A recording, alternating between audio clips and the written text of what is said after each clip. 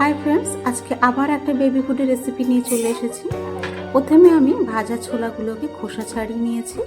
এখন মিক্সিতে দিয়ে একটা পাউডার বানিয়ে নেব।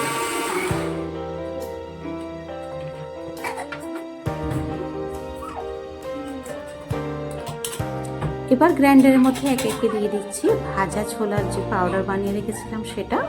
এরপর দিচ্ছি খেজুর, পাকা কলা, কাজু, অ্যালমন্ডস আর দিচ্ছি দুধ।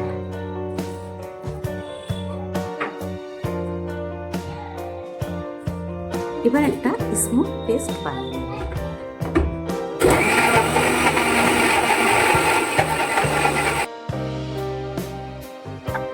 দেখুন, খুব সুন্দর একটা পেস্ট বানিয়ে নিয়েছি।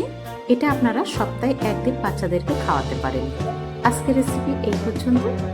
পরের ভিডিও নিয়ে আবার খুব তাড়াতাড়ি চলে আসবো।